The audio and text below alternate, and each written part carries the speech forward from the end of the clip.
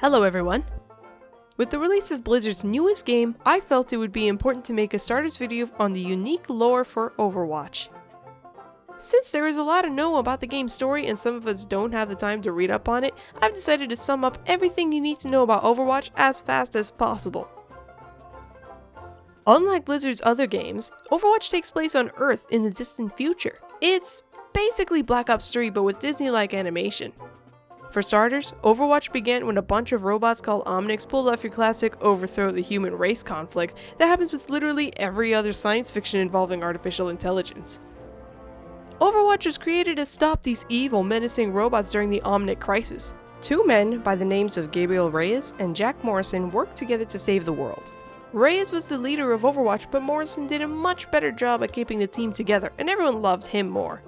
After the crisis, Morrison was made leader of Overwatch, leaving Reyes bitter and ending their friendship.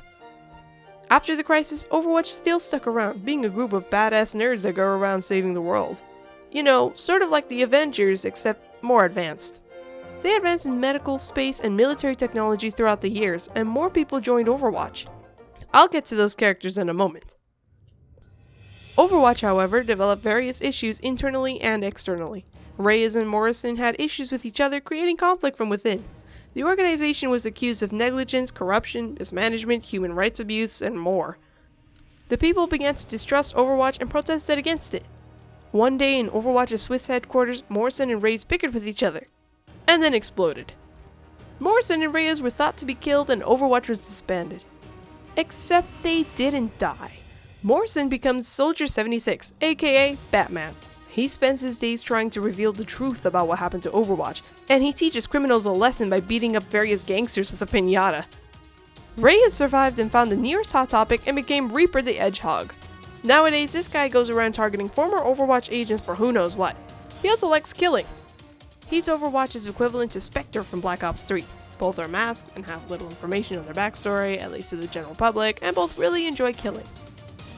There's no escaping death. There's no substitute for the thrill of the kill. Die, die, die. Now let's get back and take a look at our other characters. Tracer hardly exists. She was handpicked to test out a teleporting jet, but on its first flight, it malfunctioned and she disappeared with it. When she was found months later, she was fluctuating in and out of existence, and was practically a living ghost. With the help of a friendly, intelligent space gorilla, she was able to be planted back onto our plane of existence. Her powers include Glitch, just like Prophet from Black Ops 3, or Vanellope von Schweetz from Wreck-It Ralph. Winston comes from a colony on the moon. He was genetically engineered along with a bunch of other space gorillas, but Winston was the most intelligent of them all, therefore he became the teacher's pet. One day, however, the other gorillas decided to reenact Rise of the Planet of the Apes, except on the moon. They killed all the other scientists, and Winston fled to the Earth in the midst of it. Overwatch found him and figured it'd be a brilliant idea to have a gorilla join the team. This just means that somewhere out there, a colony filled with angry space gorillas exists. Hanzo and Genji Shimada are a problematic family. It all started when Genji decided he'd rather be lazy than do his Shimada chores.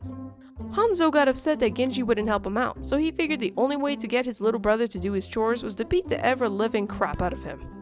Hanzo ends up killing Genji, then feels guilty and decides not to do his Shimada chores too, and leaves the clan.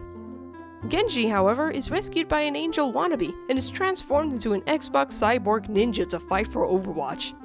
He helps Overwatch take down the Shimada clan, then leaves as soon as the job is done to have an eternal pity party.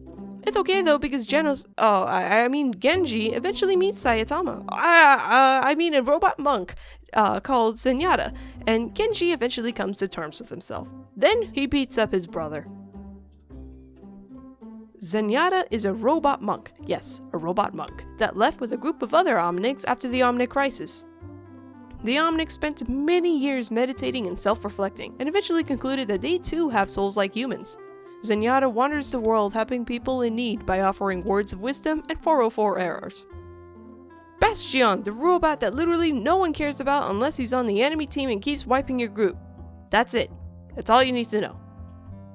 Zarya, the big buff chick that could snap you in half with her pinky toes, aka Battery from Black Ops 3. She's even equipped with the War Machine. Zarya spent her life working out so she can defend her people in Russia. Eventually, this strength does in fact come in handy for kicking some robot ass.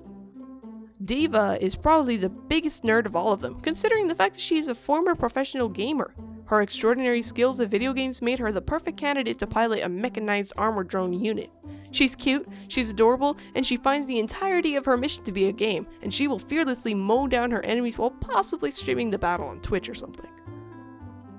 Jesse McCree, aka Jim Raynor from StarCraft, was a former criminal before being recruited into Blackwatch.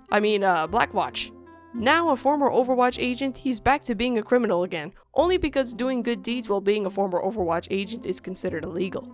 His best friend is his gun, and when it comes to McCree, it's high noon somewhere.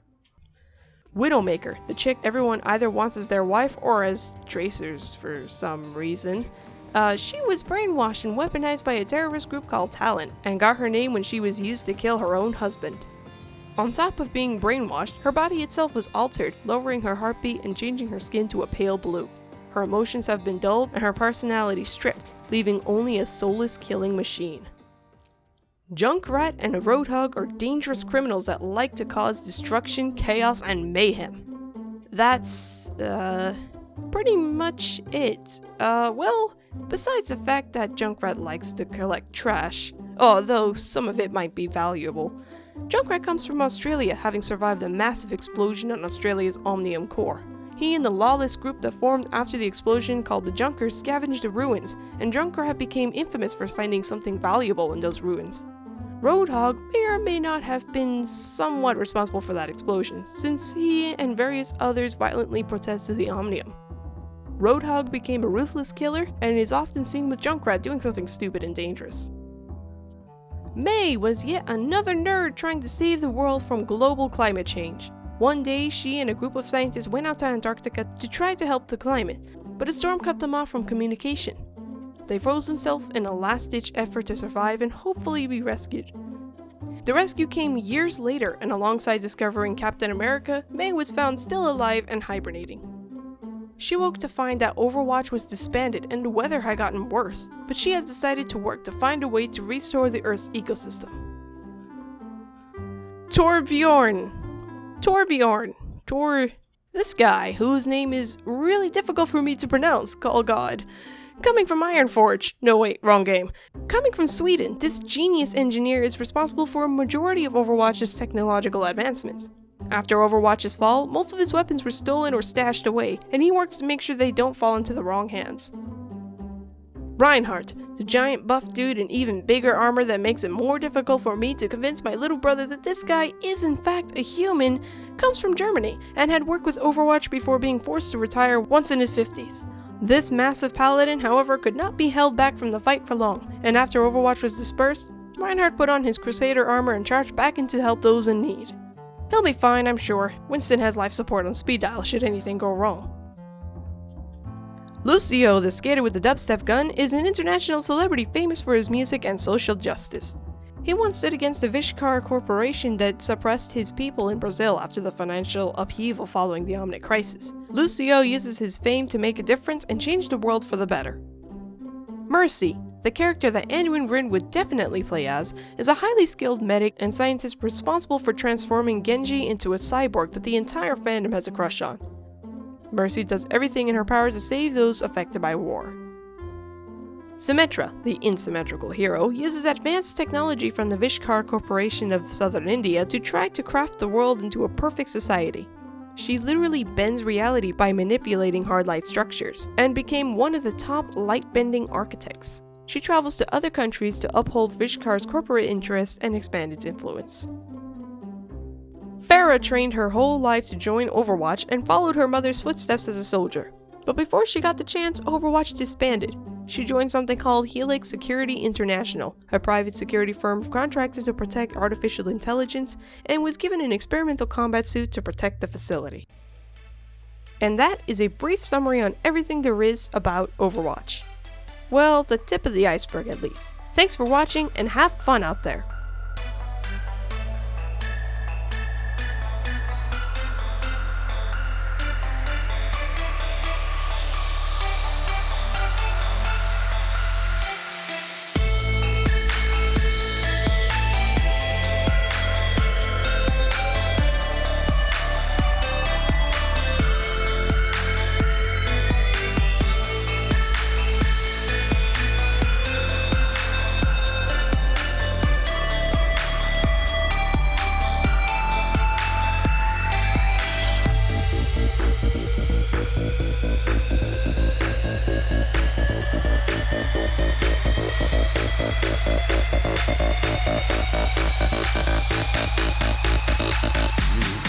敵を食らう